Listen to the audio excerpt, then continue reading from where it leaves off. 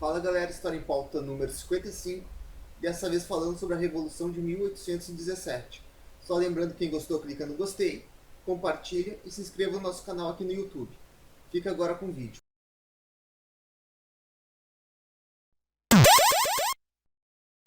História em Pauta, edição número 55, abordando a grande Revolução de 17. O colega Fábio Melo. Muito boa tarde a todos e a todas, estudantes, trabalhadores do Morro Santana, de Porto Alegre e da América Latina. E com a presença ilustre aqui do nosso ex-colega aí de graduação, o grande Marcelo, que vai ser nosso voz do além e também o autor da voz que dá no nosso vinheta oficial, de início do programa. Então, qual é o tema de hoje, Freitas? Olha, o tema é a única revolução brasileira digna do nome de revolução do grande historiador Oliveira Lima. A grande revolução de 17, que entre as suas consequências foi colocar a Dilma no lixo da história. Que a primeira presidência da nossa história foi numa república que foi criada durante esse movimento aí, revolucionário de 17, lá em Pernambuco. Então, nosso tema de hoje é a Revolução de 17, só que de 1817. Não a revolução bolchevique, Que é um tema, não se engane. é um tema, eu acho que pouco abordado também na historiografia, né, Freitas? Infelizmente, porque a região de Pernambuco, que é onde iniciou essa revolução, que se espalhou para outras regiões aí do Nordeste, outras províncias, pela primeira vez criou uma visão internacional de país independente aqui no Brasil, porque eles fizeram uma organização tão potente, que eles fizeram um corpo diplomático. Então esse movimento de 17 apareceu na imprensa mundial da Inglaterra, etc., como um país novo que surgiu. Então a independência do Brasil começa em 17. Mas vamos começar com o nosso voz além, que tu acha, Fábio? Podemos começar. Ele vai ler uma citação aí de um livro, Freitas. Primeiro vamos apresentar, deixa o nosso voz além se apresentar, né? Quem é tu, voz além? Quem sou eu? Sou o colega do Rafael aqui e do Fábio Marcelo. Nós fomos contemporâneos na graduação de História da FAPA e hoje eu vim aqui conhecer o trabalho que eles realizam no Morro aqui, conhecendo a rádio aqui. Estou muito contente de estar aqui com eles. E gravou a nossa vinheta também. Para prosar de vocês, né, com essa voz horrível.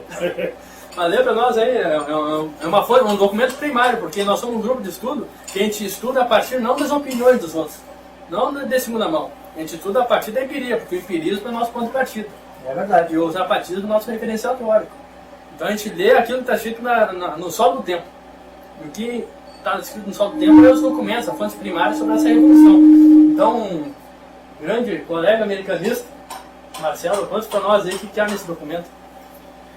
Esse documento diz o seguinte: amigos, a infausta notícia que aos nossos ouvidos soa de que o vosso distrito, o de Alagoas e o de Atalaia, depois de terem por justa a causa de Pernambuco, de novo duvidam de sua existência, recusando obediência ao governo provisório. Traçando assim uma desunião, vos faço certo que toda a capitania de Pernambuco, Paraíba, Rio Grande do Norte, Ceará, Maranhão, Pará, Parnaíba, Mato Grosso, fazem um só corpo, e também se julga Minas já levantada pelos avisos de Mato Grosso. E como assim podem esses míseros distritos desligarem-se de outros tão poderosos, que além do exposto que desgraçados não seremos nós, se um só partido não segurarmos a nossa independência. Veremos para a injúria da nação, jamais se falarão em um só filho da pátria. De novo vereis subir os malvados europeus, nossos comuns inimigos, ao mais elevado auge de sua vanglória, submetendo-nos a nossa descendência ao abismo do cativeiro, e haverá ânimo patriótico que tal possa sofrer, sem derramar todo o sangue em defesa da pátria. Tal não posso crer, logo assim não queirais, pois desprezando a ocasião que o céu nos oferece benigno, aumentar as lágrimas da nossa venturosa pátria, e justo é que contracorramos todos, ajuntemo-nos a reconhecer o governo provisório, o qual tem proclamado: ouve-o, pois, e obedecei-lhe, recebendo essa advertência, que em consequência do benefício patriótico vos faz o vosso amigo patriota. Em 11 de abril de 1817, João Tenório de Albuquerque. É interessante trazer esse trecho para a gente iniciar o debate, mas também é importante a gente compreender como é que era a realidade do Brasil na época de 1817. O que aconteceu? Em 1808, né, devido lá ao projeto expansionista do Napoleão, a corte brasileira, com um acordo com a Inglaterra, eles tinham um acordo secular já de cooperação, a corte portuguesa veio para o Brasil e transformou o Brasil numa espécie de metrópole. Se antes a metrópole era Portugal, né, Lisboa, enfim, a metrópole passou a residir aqui, no Brasil. A rainha era a rainha Maria, acho que era Maria I, assim, que era considerada incapaz de governar, né, que era meia Maria Louca. E quem quem assumiu assim as funções de governo no seu lugar foi o filho dela, o Dom João VI, que na época era o João VI.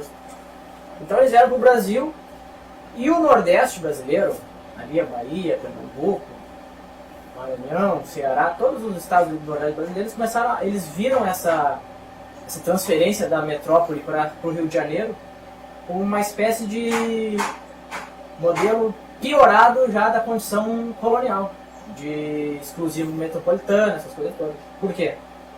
Porque a metrópole no Rio de Janeiro, parecia que o Rio de Janeiro tinha se tornado um eixo assim, metropolitano de cultura, de artes, de ciência, e a cidade propriamente se expandiu tanto na população quanto nos serviços, enquanto que o Nordeste continuava relegado a uma segunda categoria no esquema colonial brasileiro.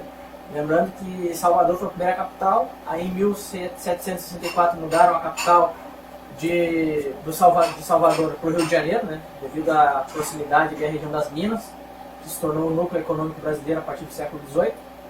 Então o Nordeste continuava subjugado a partir de impostos, a partir de uma realidade totalmente diferente daquilo que muitas pessoas acreditavam que iria acontecer se a metrópole se instalasse no Rio de Janeiro. Bom, colega Fábio, é importante essa vinda da família real ao Rio de Janeiro, porque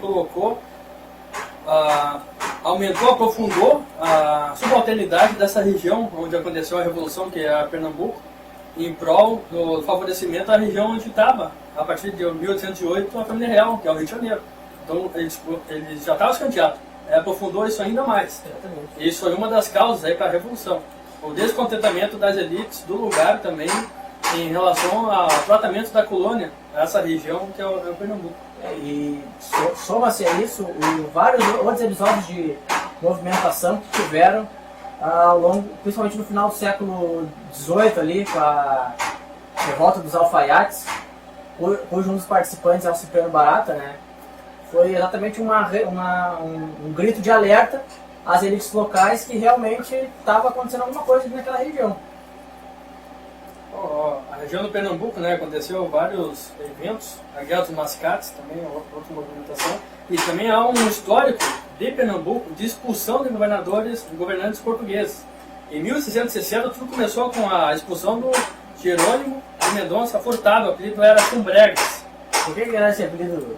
É se pesquisar. Chumbregas. Em 1610, então, no início da Guerra dos Mascates, também começou com a expulsão do governante Sebastião de Castro Caldas, que foi repelido. Depois de 17, o movimento revolucionário conseguiu tirar do poder o Caetano Pinto Montenegro. E depois disso continuou acontecendo isso.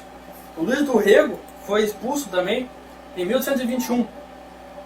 E também o Fernão Cabral, em 1688, foi morto, assassinado durante seu mandato. Para tu ver como há um histórico de rebeldia, insurgência popular contra o Estado. Algo que acontece desde o século XVII lá em Pernambuco. E foi onde aconteceu também a grande Revolução de Palmares. É verdade.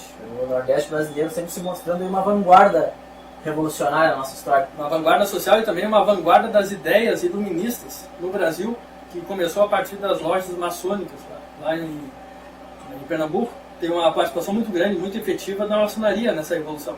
É verdade. As lojas maçônicas e até mesmo algumas escolas de direito, não sei se essa é a palavra correta, mas que estavam sob a tutela dos padres, né?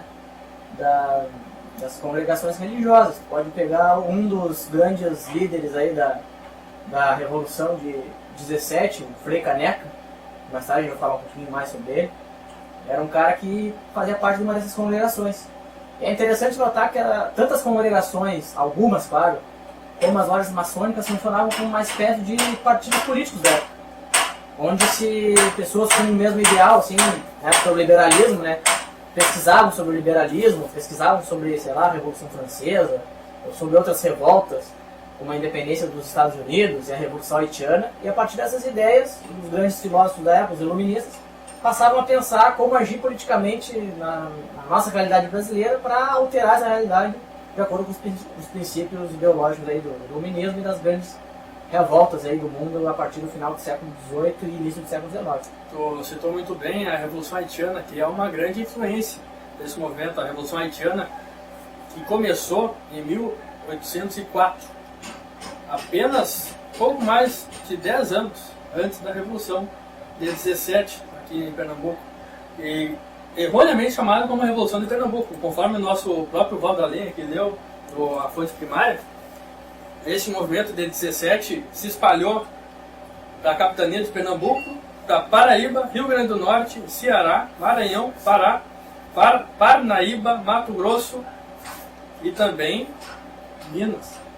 Porque teve um corpo, o Estado Novo que surgiu em 17, criou um corpo de diplomacia muito grande, que espalhou a Revolução. E lendo esse documento, a forma como o revolucionário se refere aos europeus como monstros, reflete muito bem a influência da Revolução Haitiana, que na própria declaração chama os europeus de várias maneiras pejorativas, como monstros e bárbaros. E declara ódio eterno aos franceses. Sim, que é um princípio. Até a gente pode fazer muita relação entre esse documento de 17, da Revolução de 17, com a Revolução de 1804. E lembrando que ali, durante esse período, que vai de 1808 até 1822, né, as capitanias ali, que eram os estados que ficavam ali ao redor da metrópole que agora estava no Brasil, eles perceberam que os portugueses estando ali no Rio de Janeiro, eles começaram a nomear vários caras, assim, seja para altos postos militares, ou seja para altos cargos burocráticos de governo, caras que não eram das províncias, mas que eram ligados intimamente aos portugueses, seja comerciantes, seja burocratas coloniais. Então, essa elite local também se sentiu prejudicada com essa nomeação feita de forma arbitrária, no regime colonial, obviamente. Mas o senhor, o grande proprietário de terra, de escravos, lá no Nordeste brasileiro, naquela época pensava o seguinte: eu que sou o cara aqui que tem terra, que tem escravos, que faço a economia se mexer aqui no Nordeste. Daí vem um cara nomeado pelo Rio de Janeiro, que é capitão do exército, que tem mais poder político que eu. Então isso criou uma situação de ebulição social muito grande na época, que envolveu tanto esse pessoal vinculado às igrejas e às lojas maçônicas, quanto inclusive alguns grandes proprietários de terra daquela época lá, em Pernambuco, começando em Pernambuco, depois se estendeu ali para o estado do Ceará, Maranhão, principalmente Rio Grande do Norte e Recife. Então tá aí uma das grandes causas da insurreição, que muitos chamam de revolução, e eu ouso aqui a gente fazer uma provocação de chamar de ocupação de 1817. Porque ocupação é muito bem lembrado, porque aí entra a nossa chamada no WhatsApp quanto a esse programa. A gente fez uma pergunta, Valdo Alenha e Marcelo, a gente perguntou o seguinte: o que tem a ver a Revolução Pernambucana de 1817 com as ocupações no Brasil contra a PEC 241/55? Aí eu coloco aqui uma sugestão como resposta. Porque esse movimento de 17 começou com uma insatisfação popular contra o governo de Pernambuco. Por quê? Porque esse governo ele continuava taxando alta de forma abrupta, de forma até ditatorial, esses grandes proprietários de terra que se achavam o direito de dizer ou de não pagar tantos impostos para o Rio de Janeiro, que agora era a metrópole. E assim como o governo de agora, que a população das ocupações estão indo contra, foi muito bem citado na nossa vinheta musical de início do programa, ele é acusado de não respeitar a Constituição brasileira. assim como o governante de Pernambuco era acusado de não respeitar as leis de Pernambuco. Vou citar um trecho aqui que explica mais ou menos isso. Em 1817 governava Pernambuco capitão-general Caetano Pinto de Miranda Montenegro, uma das figuras mais discutidas da época. Uns o apontam como indolente, desidioso, fraco, avarento, de mentalidade estreita e tacanho, aferrado a ideias e formas retrógradas, e principalmente a uma benevolência que tocava as raias do absurdo. Lembra aqui a benevolência do governo atual, que o pessoal dos ocupantes estão indo contra? A benevolência deles, com o FMI, por exemplo, com a classe empresarial brasileira. Então há essa comparação que é muito perspicaz, eu acho, entre o Montenegro e o governo ilegal atual, que eu nem vou citar o nome. Mas continuando a citação aqui, a verve popular, tão pronta em dar alcunhas, dizia do governador o seguinte, que era Caetano no nome, Pinto na falta de coragem, Monte na altura e Negro nas ações. Para tu ver como a população conservadora racista também era contra esse governador, fazendo um somatório de insatisfação popular. Toda a sociedade de Pernambuco era contra esse governador.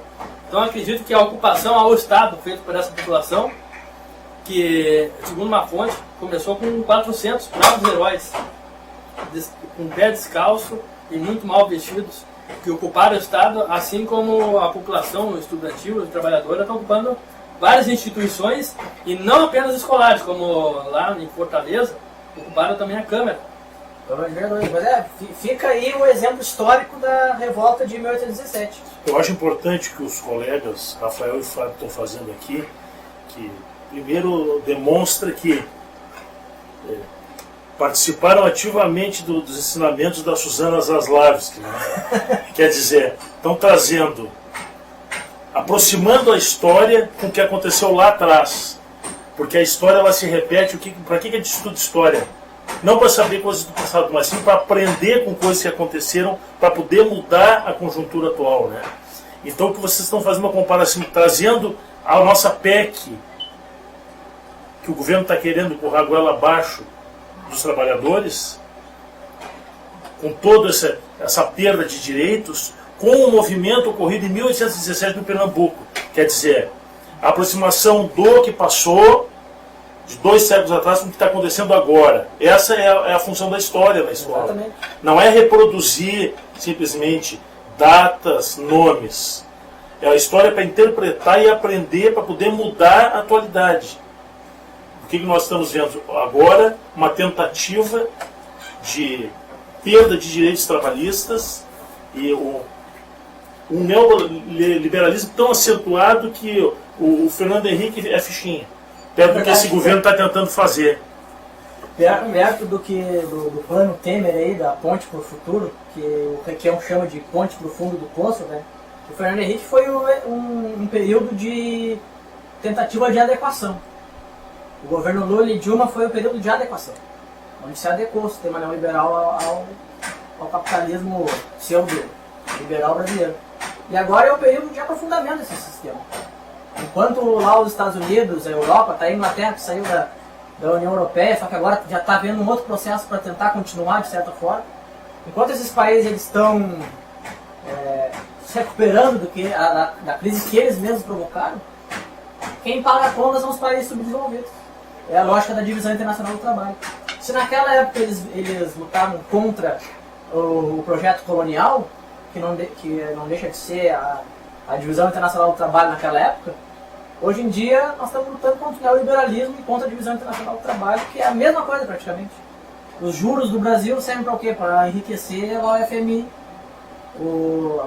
Vão congelar os gastos da educação, da saúde, do saneamento básico, enfim, de vários setores que o Estado tem que estar presente, tem que estar atuante para diminuir as desigualdades.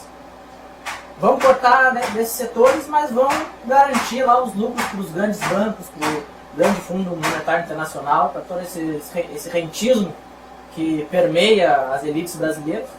Então a situação é muito parecida, só que os atores se modificam e a época também, mas o contexto é muito semelhante. Se os colegas permitem, eu quero aprofundar e tornar mais concreta ainda essa comparação. pois em 1814, 3 anos antes da Revolução de 17, aconteceu uma rebelião negra debelada por esse governador, que foi deposto pouco tempo depois.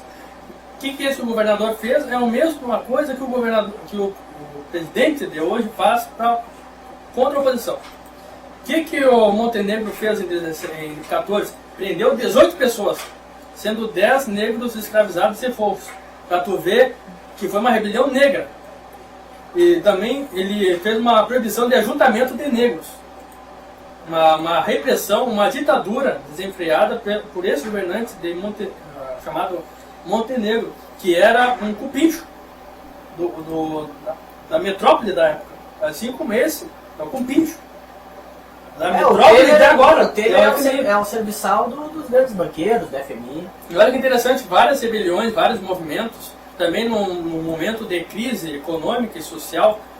Pouco tempo antes da Revolução de 17 aconteceu uma grande seca em Pernambuco, que o governador não se importou com a situação da população. Então uma crise econômica, assim como há agora, uma crise econômica, uma crise política que se repete agora, mas também existia lá em 14. A diferença é que antigamente as crises, tem aquele livro do Léo Huberman, História da Riqueza do Homem, que ele fala, né, que antigamente as crises econômicas elas eram de acordo com a natureza, né? Por exemplo, se às vezes um enxame de gafanhoto devastava uma plantação, aí o pessoal não tinha muito o que comer e acabava tendo uma crise econômica que poderia desencadear uma revolta social.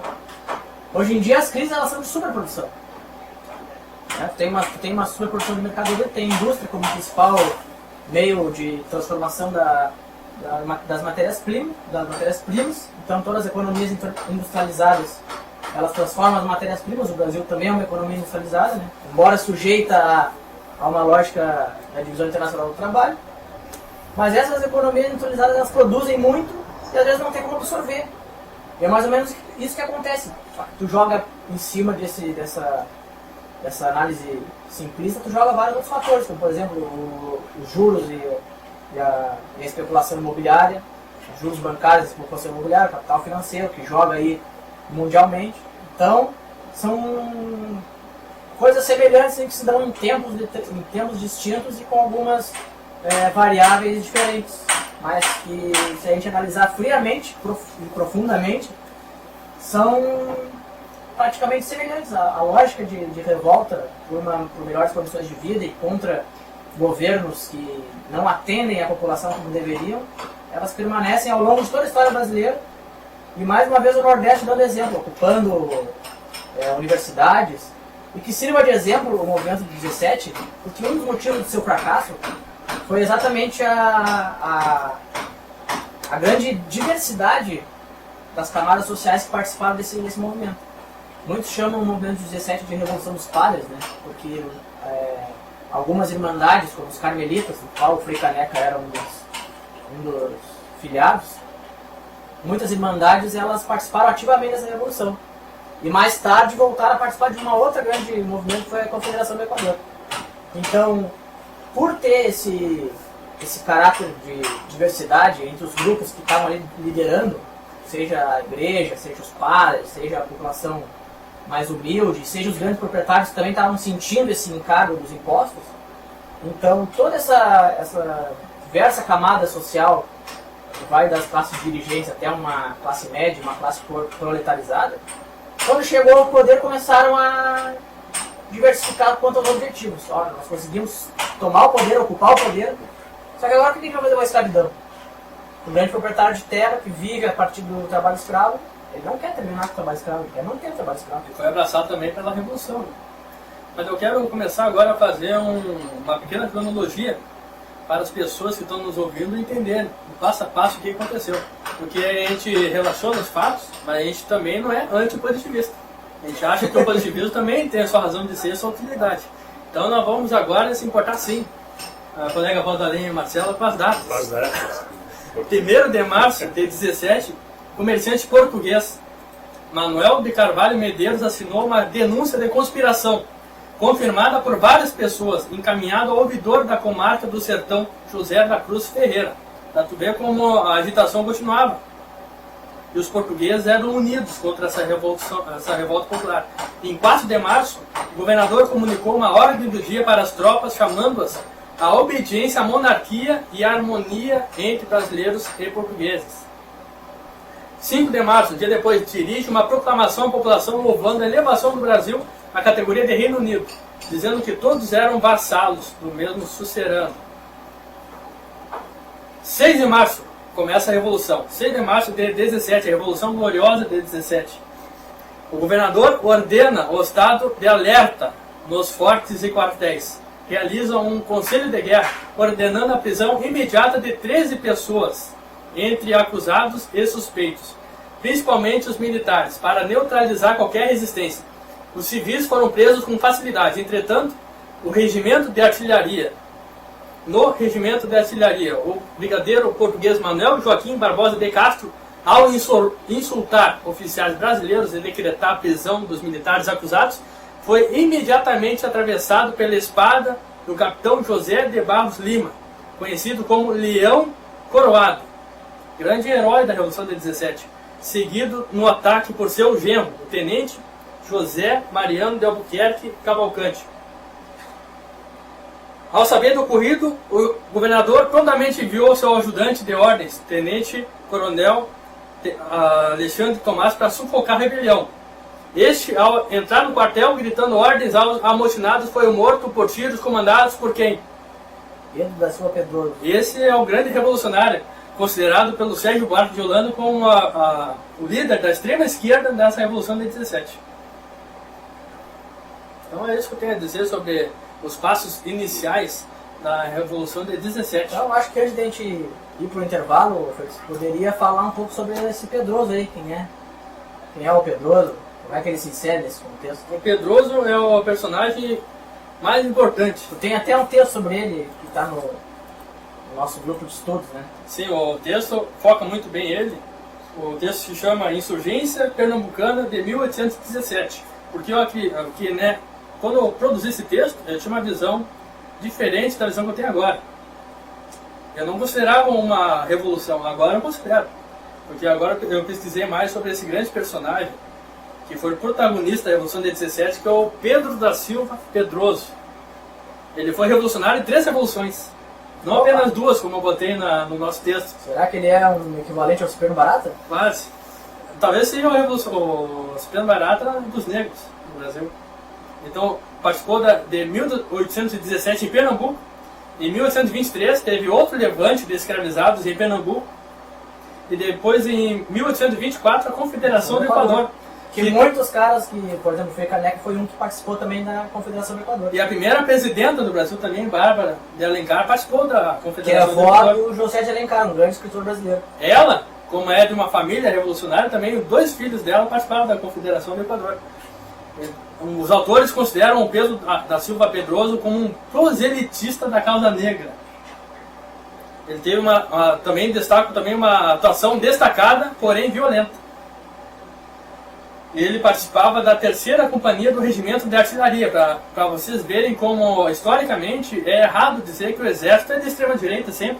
Um dos principais líderes também, além do Pedroso, que foi o Domingos José Martins, ele também era de uma tradicional família militar e foi um dos governadores provisórios de 1817 ali em Pernambuco, em Recife, quando eles ocuparam Recife. Eu menciono ele no texto porque ele, ironicamente, tentou colocar em prática uma democracia representativa em Pernambuco, porém, devido à reação militar desigual, que favorecia o armamento e o soldado, a tecnologia bélica da reação contra-revolucionária, deram todos o poder que era da junta, foi todos dados para ele. E ele se tornou um ditador e faleceu lutando. Então, mencionando aí, continuando um pouco sobre a história do revolucionário Pedro Pedrosa, assim como Rodrigo é Rodrigues. Então, um fato importante, que a primeira lei abolicionista foi obra dele, em Pedrosa, porque ele, de espada desembainhada, tentou matar José Luiz de Mendonça, que era um dos membros do governo interino da junta, que tomou o poder em 17.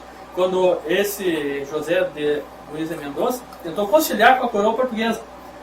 Então, para não morrer, não ser morto pelo Pedrosa, ele fez uma lei que é abolindo a escravidão para os soldados que participavam da Revolução. Foi a primeira lei abolicionista graças a Pedrosa, em 17. Então eu considero ele como um elemento revolucionário, subversivo à ordem na Revolução de 17. E devido a ele e a influência que ele tinha, porque ele, de arma em punho, conseguiu tirar uma lei abolicionista desse governo provisório. Então eu acredito que ele tinha uma força, uma influência muito grande. Tanto que Sérgio Bartolana coloca ele como dentro da vertente do grupo da extrema direita, da extrema esquerda, entre os revolucionários de 17. Freitas, tem no teu texto aqui, a Insurgência Pernambucana de 17, uma citação do Darcy Ribeiro que eu gostaria de ler. Esteja à vontade. Que é vai ser nosso bom da lei agora. Que é o seguinte, ó. Abre aspas. A esquerdinha, em sua eterna ingenuidade, só admite uma revolução pronta e perfeita, como nunca sucedeu em parte alguma, dizem eles próprios. Enquanto não se alcança essa tola utopia, se opõe com horror a todo reformismo, preferindo entregar-se à direita como exóticos, mas fiéis serviçais da ordem. Será que a esquerda atualmente reconhece a grande revolução de 1817 como uma prenúncia das ocupações? E será que os exemplos de 1817 podem ser seguidos? E a esquerda está organizando as ocupações, passar ter um passo seguinte, que seria não apenas ocupar escolas e universidades, mas partir daí, desse quartel-general, entre aspas, para ocupar os verdadeiros centros de poder, como as assembleias estaduais, como as câmaras de vereadores que ocuparam lá. Será que esse não seria o primeiro passo, como fizeram em 17? Eles ocuparam o Estado. É verdade. Ocuparam o Estado, olha a diferença. Sem internet, sem WhatsApp, ocuparam o Estado. Hoje nós temos muito mais facilidade de comunicação. Será que a gente não tem que pensar que o próximo passo é ocupar esses centros de poder, as assembleias, os tribunais, os ministérios públicos da vida? Eu acho que só aí que vai ter, de fato, uma verdadeira comoção popular contra essa aberração que é o avanço do retrocesso neoliberal, que é a PEC 241 e Barra 55 no Senado. Só continuando, antes de começar a ouvir a nossa canção revolucionária aí, do nosso grande colega do grupo de estudo, Walter, eu só quero mencionar 3 medidas da lei orgânica que Pedrosa conseguiu tirar na marra desse governo provisório. E aí ele é chamado, ele mesmo se apelidou de Pardo do Recife. Quais são as 3 medidas? Dizem que foi Frei Caneca também que fez essa lei orgânica, que é considerada a primeira constituição republicana da nossa história, do Brasil. Graças a Pedrosa. Mas quais são os 3 elementos? Primeiro, os estrangeiros estabelecidos na região que dessem prova de adesão à Revolução seria considerado patriota. Assim como a Revolução Haitiana colocou como toda a população, a partir de 1805, se tornava negra, então todos se tornaram patriotas, para tu ver como há essa relação possível entre a Revolução de 17 e a Revolução de 1804. Eles trocaram um chamamento da época. Voz-Messê, não precisa chamar? Voz-Messê, eles não chamavam mais de... Não, tinha um outro palavra lá que eles não chamavam mais, que substituíram por Voz-Messê, que virou você. Então o próprio negro escravizado foi considerado igual. Porque o fazendeiro, o comerciante e o escravizado e o indígena, todos eram considerados de patriota desde que entrasse de adesão ao movimento. Então, segunda medida, a abolição dos tributos que oneravam o gênero de primeira necessidade. O Estado começou a controlar e diversificar a economia, porque havia muita carestia naquela época, principalmente devido à seca e o descaso do governo. Então, a terceira medida, o governo provisório duraria até a elaboração da Constituição do Estado por uma Assembleia Constituinte, a ser convocada dentro de 1 ano. Porém, 3 meses depois foi derrotado militarmente. Vamos ver a música então? Então vamos ouvir a música do Cauê 12 Doses e do professor Walter, que já esteve aqui conosco várias vezes, é um grande apoiador do nosso grupo de estudos. O nome da música é Educação e Revolução. Acho que essas 2 palavras estão cada vez mais juntas, né? E indissociáveis, educação e revolução. Só lembrando, Nós temos o apoio cultural aqui da Ladeira Livros. Livros novos, usados, compra e venda. Onde é que Telefone fica a Ladeira Livro? fica na General Câmara, uma rua apelidada de Rua da Ladeira, graças à Ladeira Livros. Então, é General Câmara 385, lá no Centro Histórico, Porto Alegre, e-mail ladeiralivros@hotmail.com. Chegue lá e pergunte pelo Mauro, que foi um dos nossos entrevistados no História em Pauta sobre profissão livreiro. Lembrando que o Mauro concorda contigo, Valsalim e Marcelo, no sentido que o capitalismo é um modo de produção do mau caratismo. É verdade. Só tu sendo honesto, tu já está sendo subversivo, porque o capitalismo é moldado a partir da exploração do homem contra o homem, e o homem que tira proveito através da exploração do outro. Vamos ver então, 12 doses. Vamos de música. Voltamos então com História em Pauta, número 55, programa que fala sobre a ocupação pernambucana de 1817, onde foi um governo republicano, liberal, democrático e anti-escravista de alguns setores. Mas para fazer uma outra comparação com as ocupações que estão ocorrendo, como tema do nosso programa, nós recebemos um áudio, Freitas. Foi do professor Raul. Não, estudante. O estudante Raul. Ele estuda lá na Universidade Federal do Pará. É isso, Raul? Isso. É um estudante lá do Pará, que também não deixa de ser um professor também. Ah, é, mais aprende que ensina. Então vamos escutar o áudio dele aí. Olá, amigos do programa História em Pauta. Só aumenta um pouquinho. O nascimento da cidade de Castanhal, estado do Pará.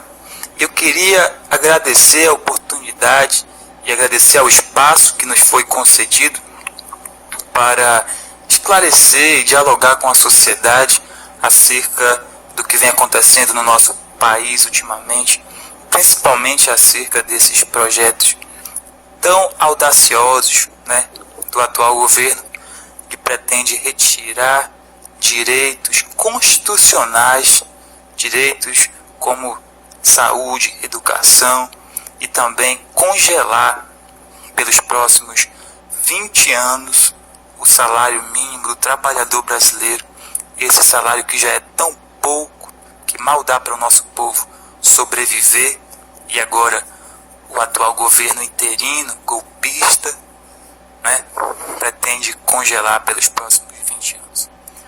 Aqui em Castanhal, o movimento estudantil, né, organizado aí pelos estudantes e com o apoio também dos trabalhadores da educação, com a sociedade, nós em assembleia, né, decidimos que seria ocupado a Universidade Federal do Pará, UFPA, e também o IFPA, que é o Instituto Federal do Pará. Essa foi uma medida de radicalização, a exemplo do que já vem acontecendo no Brasil, né, onde observa-se um número expressivo de escolas e campos ocupados, e a exemplo do que vem acontecendo no Brasil, aqui na nossa cidade, nós também resolvemos somar com esse movimento e ocupar o IFPA, que é o Instituto Federal do Pará, e a Universidade Federal do Pará, para protestar de forma eficaz, radical, contra a PEC 241. O movimento estudantil aqui na nossa cidade tem dialogado com a sociedade, já realizamos muitos atos públicos, né, marchas, passeatas, palestras, oficinas, e nós estamos dialogando com a sociedade e levando para a sociedade a importância de se lutar, de se resistir nesse momento, tendo em vista que esses projetos que estão sendo votados, inclusive já a PEC 241 já foi aprovada na Câmara Federal em 2 votações, né? Infelizmente os deputados federais, a grande maioria votou pela aprovação desse projeto, e justamente por isso nós estamos dialogando com a sociedade, informando a sociedade do que está acontecendo, porque nós temos no Brasil uma mídia que não informa, né, que não passa a notícia do jeito que é para ser passado e que manipula o povo, de forma que ainda é notório que muitas pessoas não sabem o que está em jogo, o que vem acontecendo no Brasil ultimamente. Então o movimento estudantil aqui tem se organizado, Nós estamos aí já com 2 ocupações, pretendemos, né, nas próximas semanas ocupar também outras escolas aqui na nossa cidade, e vamos continuar, né, marchando unidos contra qualquer programa, contra qualquer projeto que retire, que usurpe os direitos sociais de quem quer que seja. Então, eu queria agradecer a oportunidade que me foi concedida para falar e deixar uma mensagem a todos os ouvintes, que eu quero pedir que vocês lutem, né? Se informem sobre o que vem acontecendo no Brasil, né? Busquem outras fontes que não seja a mídia tradicional, se informem outras pessoas também, para que nós possamos, em um grande movimento, fazer o Brasil acordar antes que seja tarde, antes que os nossos direitos todos sejam retirados à força, né?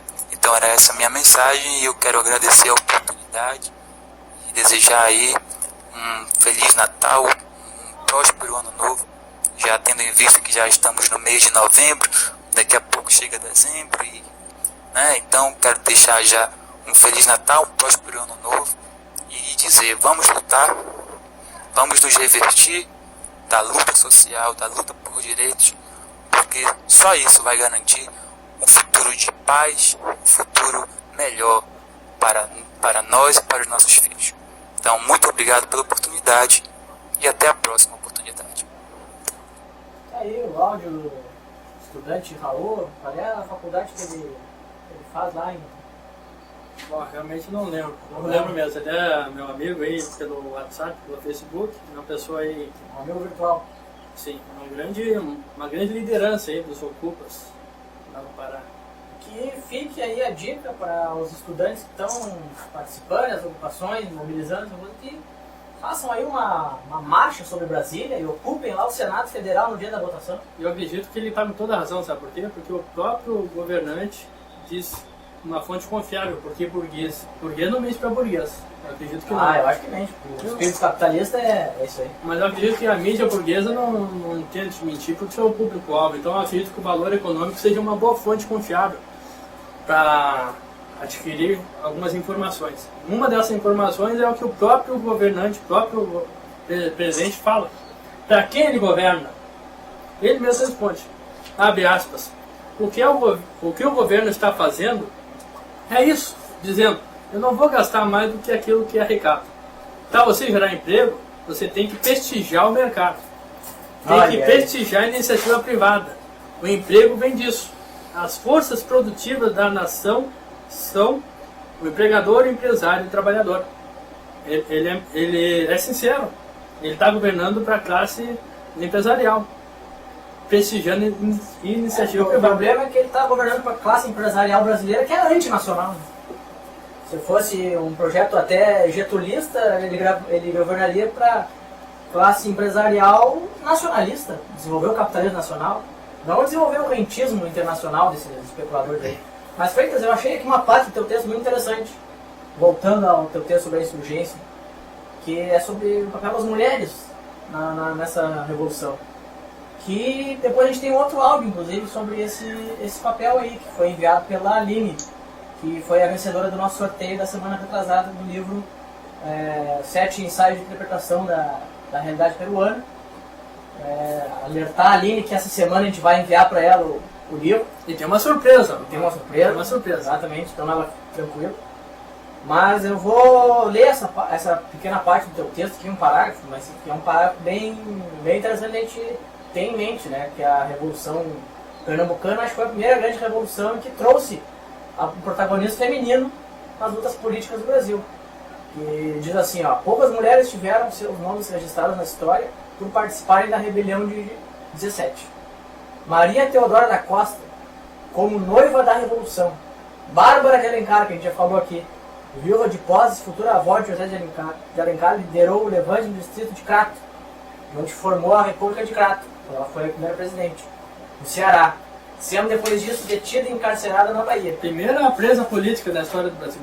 Pois é, e a revolucionária Gertrudes Marques, cuja única informação que se tem é que ela esteve presa por 45 dias pós o período dessa rebelião de 17. Então vamos colocar o áudio da Aline, que é um poema de Cordel. Isso mesmo. Que ela buscou numa fonte primária lá, onde é que ela era? Era no Rio Grande do Norte, não? É lá do Ceará. Ceará, Fortaleza, Ceará. Terra onde aconteceu a Revolução de 17 também. A Revolução começou em Pernambuco e se espalhou. Este cordel tem autoria de Hammurabi Batista. Os Alencares compõem na genealogia sua uma árvore frondosa, que até hoje ela atua desde o século XVII, ramagem que continua.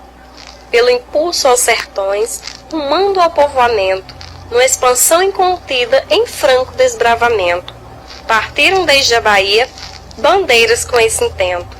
Pelo rio São Francisco, as águas passando, larga porção do Nordeste, nesse inteirinho alcançando, o que a colonização estava muito pensando.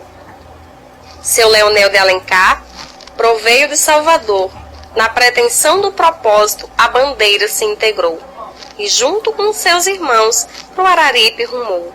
Sendo assim a ocasião, foi o ponto de partida para fatos importantes, no Cariri à medida que atingiu no itinerário a intenção definida.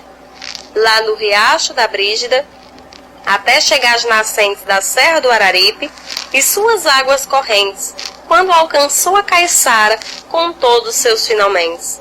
Na fazenda Caiçara, ergueu a propriedade Leonel de Alencar Rego, semeou aquela herdade para a família Alencar ter sua continuidade.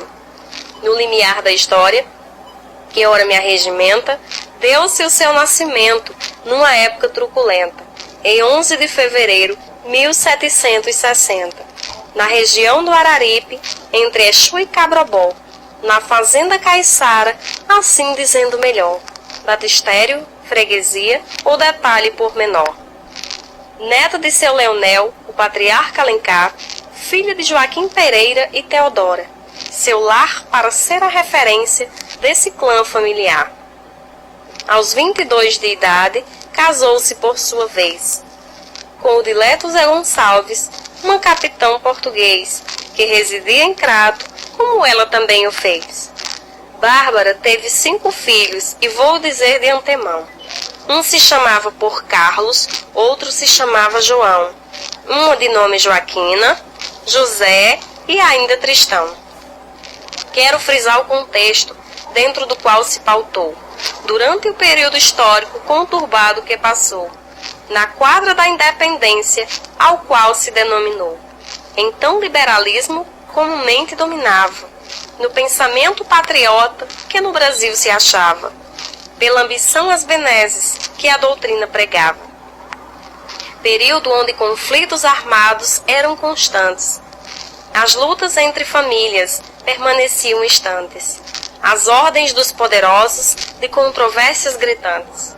Lutas pela independência nos movimentos armados, guiados no privatismo desses conflitos travados, na busca pelo prestígio e o poder ostentados.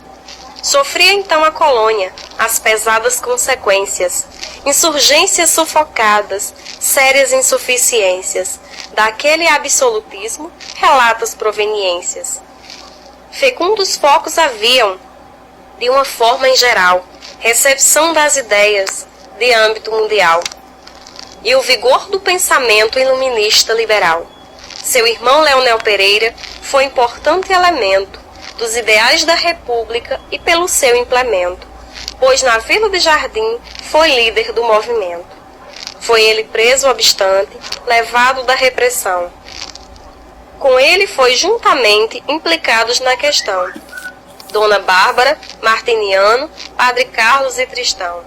Para o cárcere na Bahia foram eles conduzidos. Por 3 anos na prisão ficaram abduzidos, provando das intempéries dos infortúnios sofridos. Restringiu-se a expansão do ideal liberdade, atrasando a ruptura imediata e de verdade, pois os absolutistas botavam dificuldade. Encarcerada ela esteve, assim nos contam relatos. Os absurdos sofridos deixaram estupefados. Aos filhos, aos companheiros, dos ideais tão ingratos. 3 anos após lhe deram a cor da régia anistia, saiu Bárbara e seus filhos do presídio na Bahia, e o ideal libertário com eles permanecia. Em alguns anos passados, novamente aconteceu. O seu irmão Leonel foi condenado e morreu, juntamente com um filho que também se envolveu. Morreram Tristão Gonçalves e Carlos de Alencar, envolvidos novamente por insistir em lutar pelo ideal que havia e se buscava instaurar.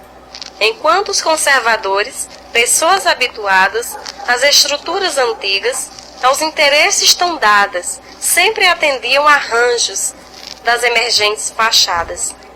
E transformou-se no ícone quando morreu Peregrina, por se envolver na política, ser mulher nordestina, por enfrentar o encalço com marra e com disciplina. Aí o áudio da Aline Justino, nossa companheira de grupo de estudos lá do... Onde é que ela é? Do Ceará, né? No Ceará. Então ela leu aí essa citação do cordel, Deu do início ao fim. assim, que fala um pouco sobre as consequências da revolta lá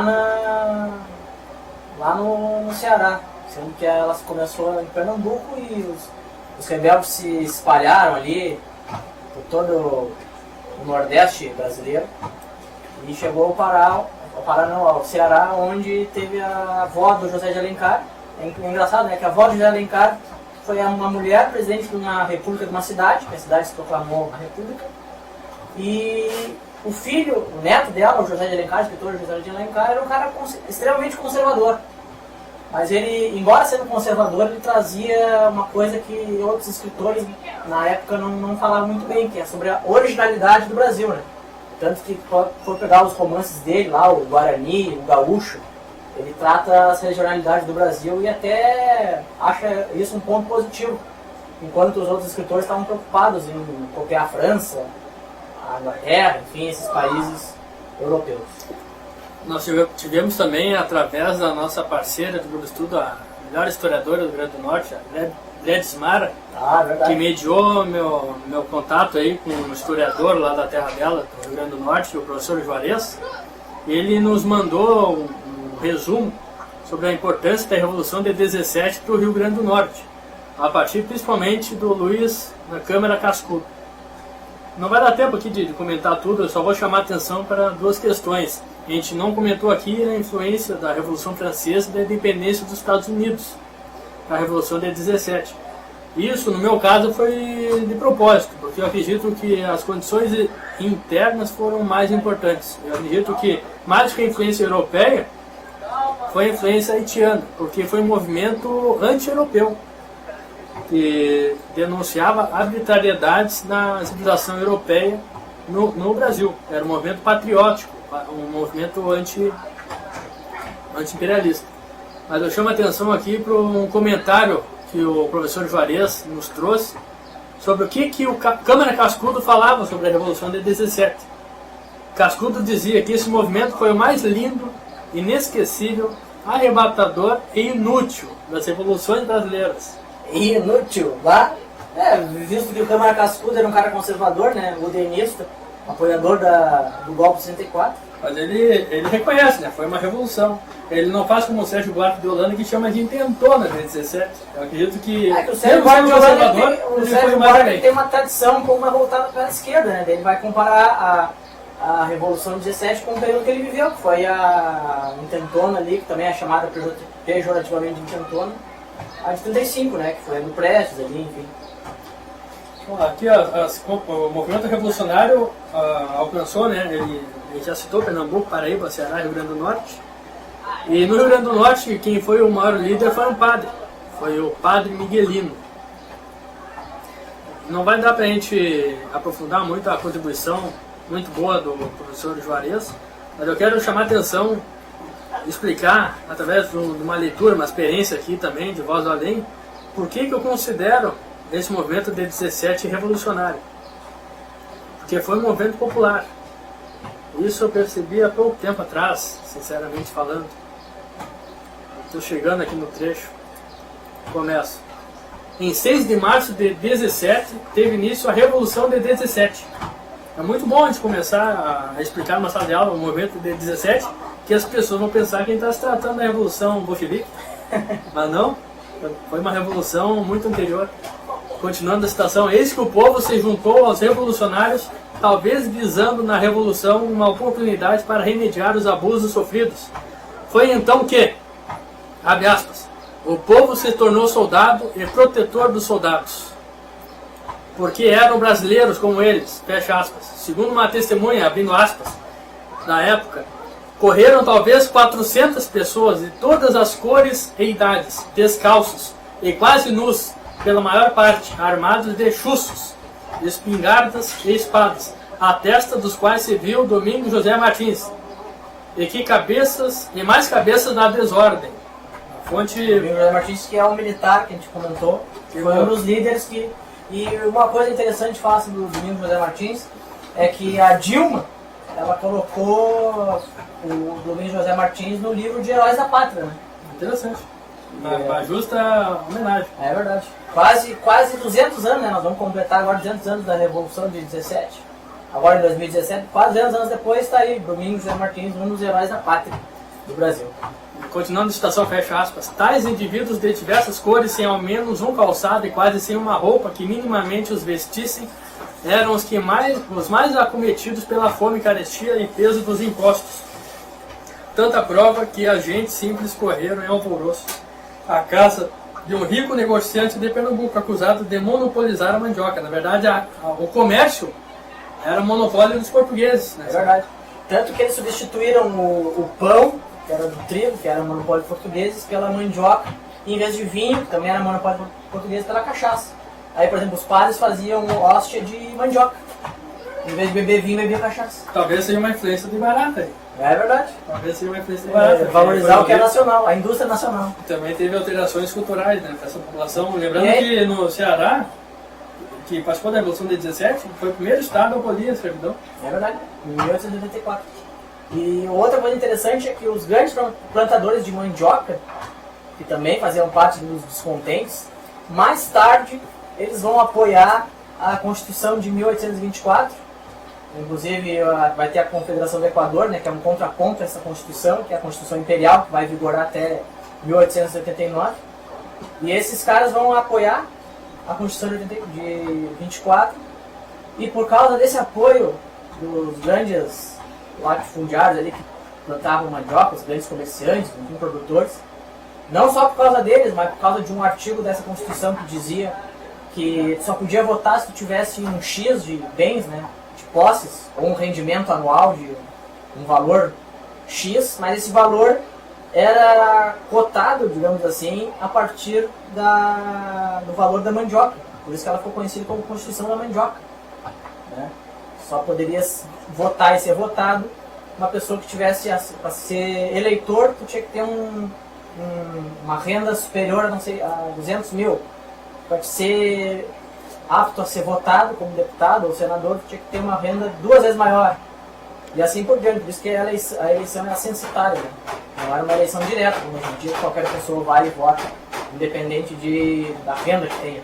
Bom, Fábio, já está no final do programa. Antes das conclusões finais, com a participação ativa do nosso modo além, que nós pronunciamos o chave de ouro aqui, finalizando nosso programa, eu quero chamar a atenção para a data histórica que o positivismo tem sua importância. 29 de março de 17, o governo revolucionário anunciou a convocação da Assembleia Constituinte, formada por representantes eleitos de todas as comarcas, e estabelecia a separação entre os poderes legislativo, executivo e judiciário. É uma república, né? Mantinha o catolicismo como religião oficial, mas tolerando os demais cultos cristãos. E proclamava a liberdade da imprensa, que era uma grande luta esse plano barato. Lembrando que na época só tinha uma imprensa, né? Que era a imprensa real, que era a governista. Que era a Globo da época, né? A imprensa real. Anunciava ainda que o governo provisório seria imediatamente substituído pelo governo eleito após a aprovação da Constituição da República. Só rememorando. Lembrando que outros grandes apoiadores da Revolução, está escrito aqui Andrade, que é a fonte, mas um dos irmãos Andrade também, que era um liberalista, um liberal, também apoiou bastante essa Revolução, além dos padres lá, que a gente já citou. que mais tarde vão estar junto lá em 24 na Confederação do Equador. O Domingos José Martins, ele morre em 17, né, ele é fuzilado. E o Frei Caneca, que depois vai se tornar um dos líderes, também vai ser fuzilado em 24. E o Cipriano Barata, que é o patrono do nosso grupo, participou de forma indireta dessa revolução aí, porque ele estava preso na época, né? E essa revolução também fez com que lá em Portugal, que a corte, como eu comentei no início do programa, né, a corte ela se transferiu de Lisboa para o Rio de Janeiro. Aí depois que o Napoleão foi derrotado, os portugueses estavam lá em Portugal, se viram meio que órfãos, né? Porque, como é que nós, que era a metrópole antigamente, agora estamos aqui no segundo plano?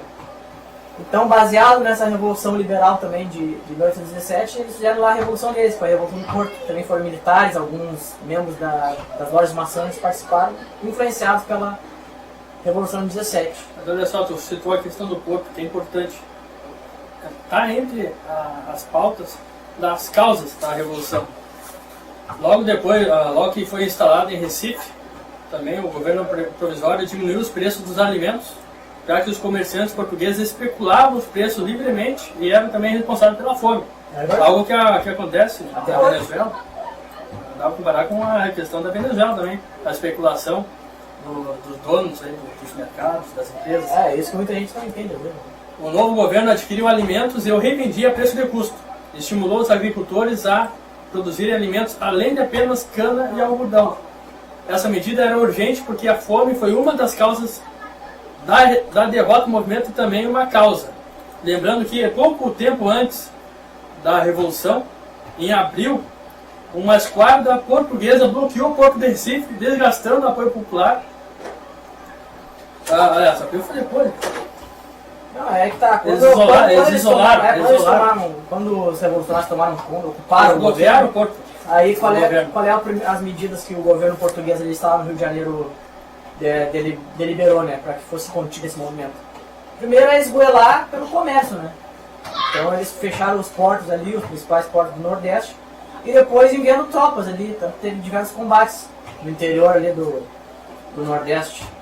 Isso aí foi diminuindo o apoio popular dos revolucionários, né? Porque a partir de um mês depois, o governo fechou o porto, aí não teve como se alimentar, e não deu tempo de diversificar a produção de alimentos. E lembrando que na mesma época, né, nesse período aí, 1817, o governo imperial estava... Imperial não, na época era o reino, né, o Reino Unido de Portugal, Brasil e Algarve, ele estava movendo uma guerra contra o Artigas ali, aqui no Rio Grande do Sul, Uruguai, estava movendo uma guerra. E muitos dos soldados que iam lutar contra o Artigas aqui, o Artigas que defendia liberalismo, enfim, uma indústria nacional forte, defendia o fim da escravidão, de forma agrária, muitos caras iam lutar lá contra o Artigas e estavam lutando a favor do Império, aí eles ficavam com aquela dúvida na cabeça, eu estou aqui lutando contra um cara que defende os mesmos ideais que eu, lá no Nordeste, que é a revolução que... Então isso aí acabou criando também uma insatisfação entre muitos militares, tá? E o Domingos José Martins. Mesma coisa, quando aconteceu, em que ano aconteceu o período do movimento de Artigas? Foi de 1810 a 1820. Outra informação importante, que muitos da devassa contra a Revolução de 17, muitos foram exilados para o Rio da Prata. Tá aí. Muitos revolucionários de 17 provavelmente tenham participado da Revolução Artiguista também. Não, tenho certeza, porque o grosso das tropas foi enviado lá para combater, né, na chamada Guerra Cisplatina, e depois Portugal acabou anexando a província, que era a Banda Oriental, né, acabou anexando com o nome de Província Cisplatina. Então essa história está presente até entre nós aqui, gaúchos, né, sul-rio-grandenses. Eu tenho duas sugestões. Eu tenho uma resposta a fazer, uma crítica ao nosso grupo de estudo aqui no Facebook. Quem é que fez essa crítica? Pode ser? Claro, vamos lá. O professor Jefferson Nunes, que é o Jefferson que é um amigo nosso, mora na região sul, se não me engano, não sei se é Santa Catarina ou Paraná. Ele usa nossos textos em sala de aula, é um amigo nosso. Um comentário dele no grupo do Facebook. Eu preferi não responder no Facebook porque eu acabo muitas vezes alimentando somente o Facebook e desalimentando nosso programa História em Pauta, que eu acho que é importante também. Então eu acho legal, eu acho algo legal responder ele oralmente, ao vivo. Ele comenta literalmente Se a ele tiver página. se ele tiver teu WhatsApp aí, ele que mande um áudio de resposta. Ah, boa ideia. A crítica dele, literalmente a página dá muito espaço a fascistas, mentirosos e fanáticos antipetistas, pois para esse tipo de pessoa, Cuba e o PT são a desgraça do mundo.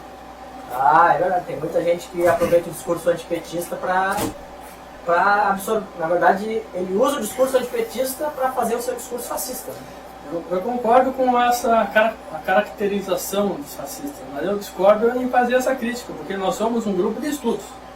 E documentalmente, no nosso blog, num texto americanista, os textos americanistas são como se fosse nosso editorial, nossa opinião está lá. Então, quer saber qual a posição oficial do grupo de estudo, vai ler os textos americanistas.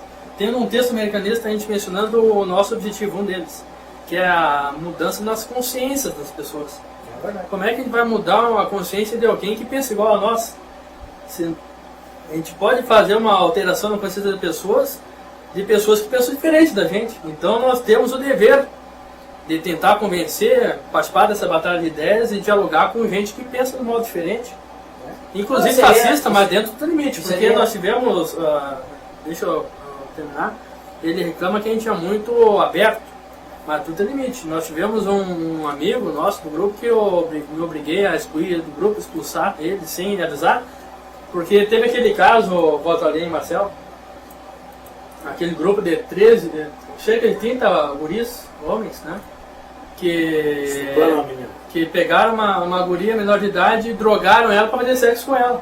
Então esse rapaz no blog dele começou a análise do fato criticando ela porque usava droga e porque fazia sexo com mais de uma pessoa antes, habitualmente. Não justifica outra. Então, nesse sentido, ele confrontou o básico das relações humanas, que é o direito, a respeito dos direitos humanos também. O direito é o corpo da pessoa também. Então, eu acredito que ele ultrapassou o limite e eu excluí ele do grupo sem nenhum aviso.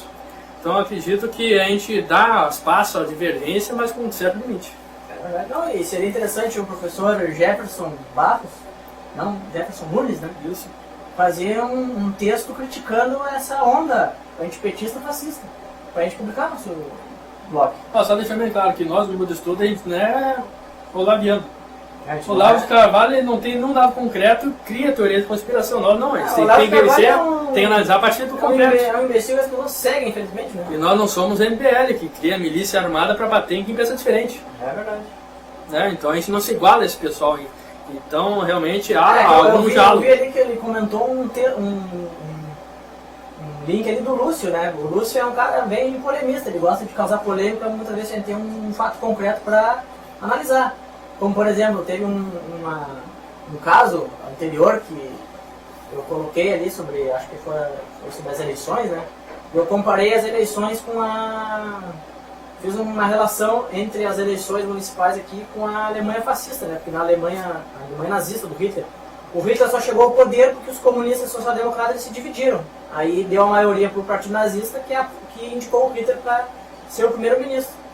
E o Lúcio argumentou que quem indicou o Hitler foi o social-democrata. Aí eu mostrei para ele que não era verdade, né? Com uma reportagem no jornal alemão, que trouxe toda a história do Partido Social-Democrata Alemão e fez inclusive um paralelo de como os sociais-democratas alemães foram sempre oposição ao Partido Nazista. E o Lúcio não soube argumentar depois, né? Então, para te ver como algumas coisas a gente precisa esclarecer às vezes, para ver que não é bem assim como muita gente pensa. Às vezes é importante ir no fato histórico em si. Vamos finalizar o programa com as palavras finais? Que tu acha? Eu gostaria que o nosso voz do além, o colega Marcelo, finalizasse aí. E comenta, antes de comentar, fala um pouco a pauta, que tu vai ser nosso convidado futuramente para conversar sobre o teu TCC, que é um assunto muito interessante. É verdade. O meu TCC eu fiz sobre a FAPA, sobre a história do Quilombo Peixoto dos Botinhas. Isso é uma comunidade africana localizada na zona rural de Viamão. Interessante. Lá bem distante da cidade, perto de Lombas, ali se chama, né? Cerca de 30 quilômetros do centro da cidade. Essa comunidade surgiu há cerca de 2 séculos atrás, com o desembarque de negros fugindo em Itapuã. E eles foram, dias de caminhada, foram se abrigar naqueles morros ali. E ela permanece até hoje, né? Com alguma resistência, porque os latifundiários que são vizinhos fazem pressão para comprar essas áreas, né? E aí existe uma turma que mora lá ainda e ainda cultiva a cultura africana, aquelas bonecas de pano, a questão de fazer a arte da palha, né? Com a fibra da banana, que é a cestaria, né? Muito bonito o trabalho. Então eu fiz entrevista com esse grupo e contei a história deles num modesto TCC feito na FAPA, né? Mas isso é um assunto para Um próximo História em Pauta. um próximo História em Pauta. Eu quero aproveitar para agradecer, né, aos colegas Rafael e Fábio pelo convite para vir conhecer aqui o História em Pauta. Dar os parabéns para vocês pelo programa, que é um espaço de pensamento dos problemas nossos brasileiros e da América Latina, né? Uma coisa tão rara atualmente, porque hoje não existe espaço para se pensar isso aí, né? A sociedade do consumo, ela não tem espaço para esse tipo de coisa. Infelizmente. Mas nós somos a resistência. Que bom. Eu gostaria que tu falasse algo, o que tu achou aí desse movimento de 17, tu conhecia ele? Eu não conhecia o movimento e gostei da provocação que tu fizeste no caminho aqui para a rádio. Quando tu falou em movimento de 17, eu na hora associei a Revolução Bolchevique. E aí já comecei a falar sobre ela. Então eu acho que isso aí é uma boa, é um bom mote para os professores de história fazerem aula, né? Uma espichada, ou se for largar, só me dá um aviso. Já está encerrando só, o Rodrigo trouxe um aviso aqui que não vai ter escola de luta hoje. Não, hoje infelizmente não. Mas tu vai reprisar, a gente vai reprisar o programa deles? Sim. Ah, beleza então. Nós estamos na palavra final aqui, na conclusão final, que é sempre convidado que faz. Tá bom? Então eu queria agradecer ao colega Marcelo, bom revê-lo. E esperamos e agradecer pela nossa vinheta que tu fizeste aqui para nós. Coitados dos ouvintes.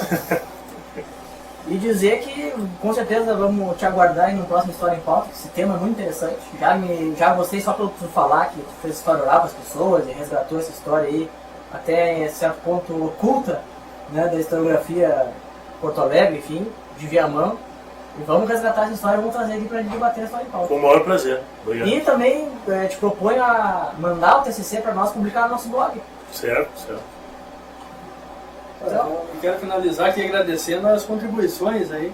O professor Juarez, lá do Rio Grande do Norte, a melhor historiadora do Rio Grande do Norte, quem é? É a Mara. Ingrid Mara, nossa grande colega.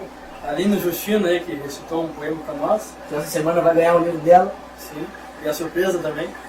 E a participação da Jéssica, do Pará, que mediou meu contato com o Raul, que mandou áudio para nós sobre a experiência deles. Deixa eu acreditar que eu saí do grupo da agrupação, porque eu estou em muitos grupos e às vezes eu não tenho como acompanhar os debates. Mas eu represento o PACB lá. Também. E às vezes os grupos nem são de debate, né? É só de fotos e de comentários que são aleatórios. Eu quero comentar aqui sobre o nosso grande apoio cultural. Ladeira Livros, tem livros novos, usados, tem compra e venda. E tem um quadro muito bacana lá na entrada. Quem for lá vai ver o quadro, vai ver. Onde é que fica a Ladeira Livros? Fica lá na rua General Câmara, mais conhecida como Rua Ladeira, graças em homenagem à Ladeira Livros. Então fica lá na General Câmara 385 no Centro Histórico. Está no Facebook lá, Ladeira Livros, altera o nome, né? E faz várias provocações. E o manda-chuva lá é o Mauro, que já esteve conosco no programa História em Pauta, sobre profissão livreiro. E está aí o nosso grande apoiador cultural. E tem algo que eu sugeri para ele, para fazer tipo um slogan, uma propaganda, e ele não aceitou. Ele não aceitou que fizer propaganda da Ladeira Livros dizendo contra burguês, banca 16. Na defesa do livro, ele não aceitou. Então até domingo que vem com mais um História em Pauta.